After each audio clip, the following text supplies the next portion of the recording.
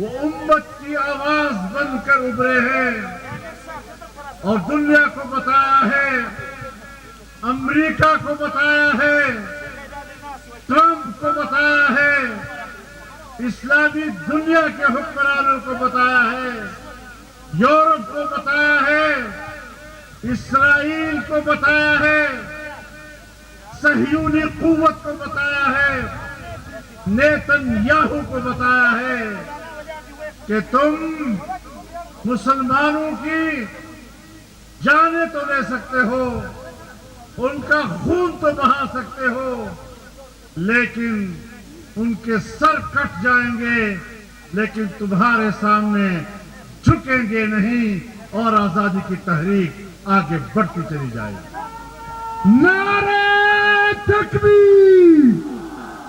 مودی اسرائیل اتحاد، اسرائیل کا جو یار ہے۔ میرے محترم دوستو،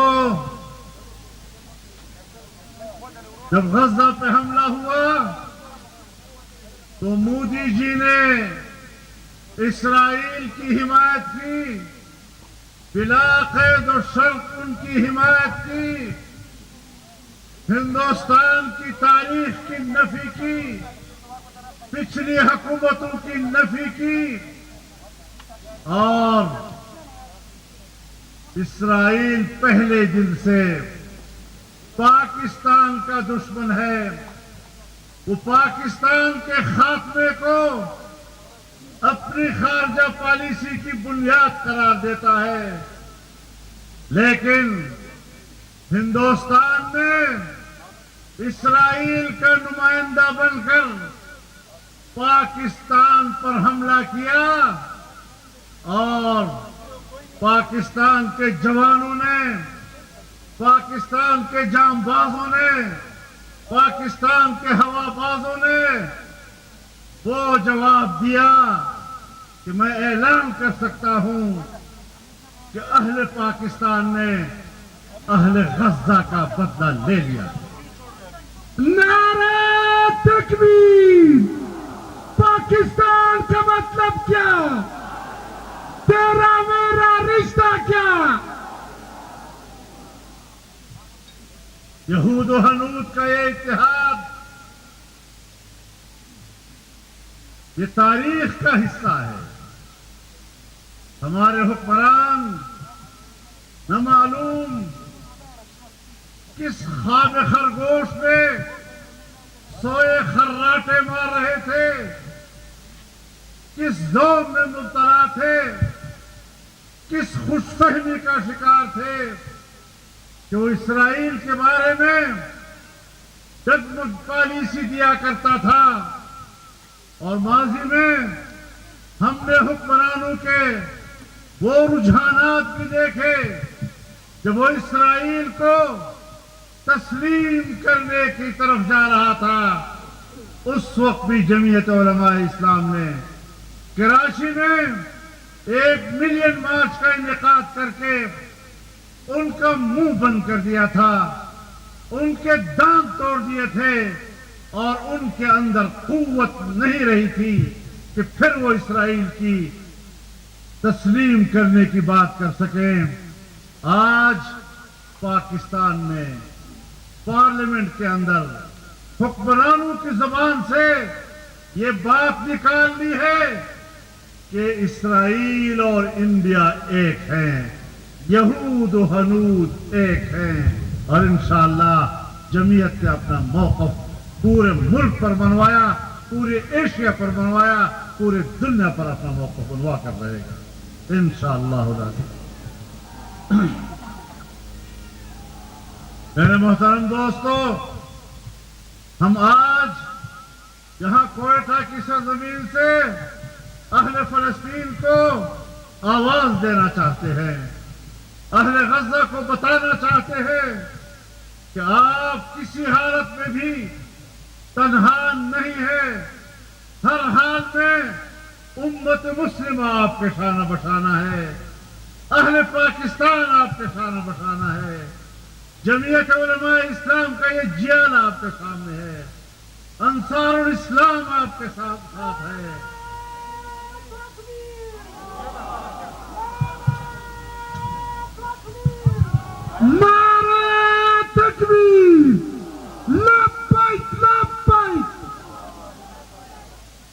اگر ہمارے حکمران ہماری فوج کو، ہمارے ہوا بازوں کو، ہمارے جام بازوں کو اور ہمارے انجیلوں کو حکم دے، اجازت دے، تو آج بھی ہم اسرائیل کی اینٹ سے اینٹ بجانے کے لیے تیار ہیں۔ نعرہ تکبیر، سبیل اللہ، سبیل اللہ۔ میرے محترم دوستو، ان دنوں میں امریکی صدر ٹرمپ عرب دنیا کے دورے پر ہے، عرب دنیا کے ساتھ تجارتی روابط بڑھا رہا ہے، اقتصادی روابط بڑھا رہا ہے، لیکن ہم پاکستان سے، اس سرزمین سے، کوئٹہ کی سرزمین سے ٹرمپ کو بھی پیغام دینا چاہتے ہیں کہ اسرائیل کی پشت پناہی سے باز آ جاؤ۔ یہ وہ ریاست ہے کہ جو جبر کی بنیاد پر وجود میں آیا ہے، یہ وہ ریاست ہے کہ پاکستان جب بنا اور پاکستان کے 1 سال بعد اسرائیل وجود میں آیا تو پاکستان نے سب سے پہلے اس کو ناجائز بچہ کہا، اور انگریزوں نے، برطانیہ نے اسرائیل کا خنجر عربوں کے پیٹھ میں گھونپا، جس سے آج بھی عربوں کا خون رس رہا ہے۔ عرب حکمرانوں، ہوش میں آؤ۔ عرب حکمرانوں، اپنے عرب آباء و اجداد کی تاریخ کو یاد کر لو، ان کی جنگجویانہ جذبے کو یاد کر لو، میدان میں اترو۔ امت مسلمہ غیرت مند ہے، تمہاری وجہ سے لگ رہا ہے کہ جیسے وہ اپنی غیرت و حمیت کھو بیٹھا ہے۔ پاکستان نے ہندوستان کو جواب دیا، ریاستی قوت کے ساتھ جواب دیا، دنیا کو بتا دیا کہ ایک اسلامی ملک اگر ہندوستان کی طاقت کے غرور کو خاک میں ملا سکتا ہے، اگر اس کے ڈیفنس سسٹم کو تباہ کر سکتا ہے، تو آج بھی امت مسلمہ کے حکمران اسرائیل کی قوت کو تباہ کر سکتے ہیں۔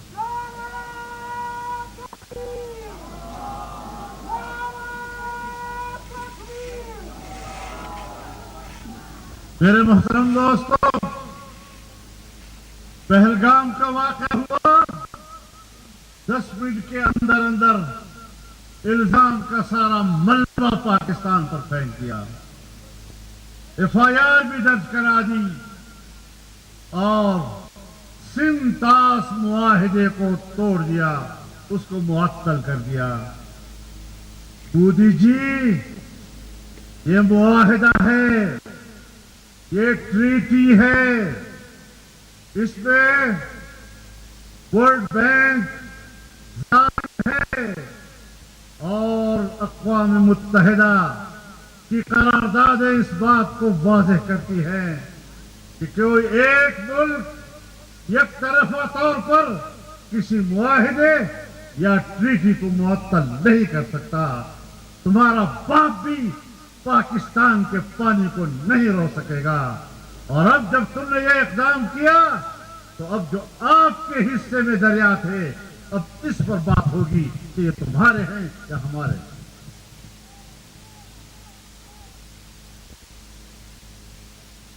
میرے محترم دوستو،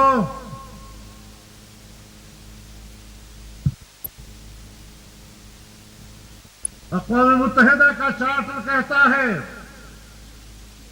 کہ کوئی ملک دوسرے ملک کے خلاف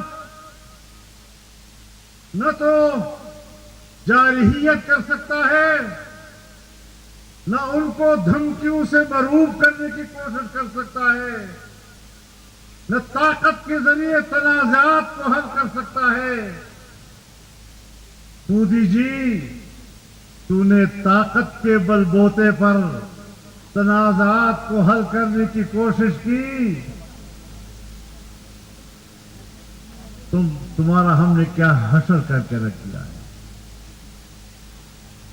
بیچارے سے اسمبلی میں بیٹھا نہیں جاتا، اپنے ملک کی پارلیمنٹ ان پر لان تان کر رہی ہے۔ ایک طرف ہندوستان ہے جہاں کوئی یکجہتی موجود نہیں، جہاں مودی کو کوئی حمایت حاصل نہیں، ایک طرف پاکستان ہے جہاں مکمل یکجہتی موجود ہے، اور اس یکجہتی کی بنیاد جمعیت علماء اسلام پہ رکھی۔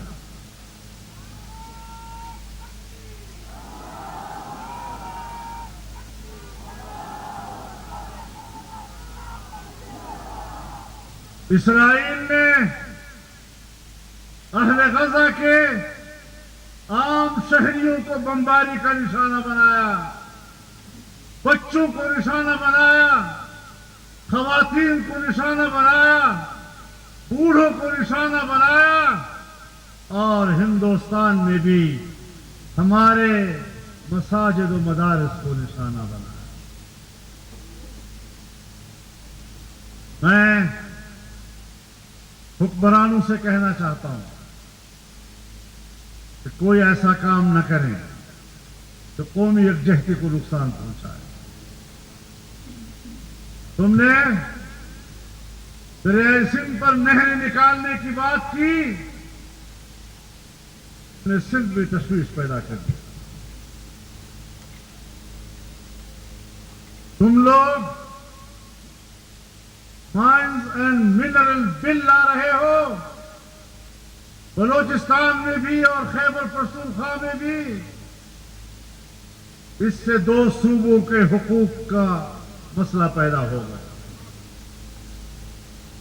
تم نے دینی مدارس، دینی تنظیمیں اور جماعتیں جو وطن عزیز کی دفاع میں آپ سے ایک قدم آگے صف اول میں جنگ لڑ رہی ہیں، آپ نے دینی مدارس کے اوپر ایک تلوار لٹکائی ہوئی ہے۔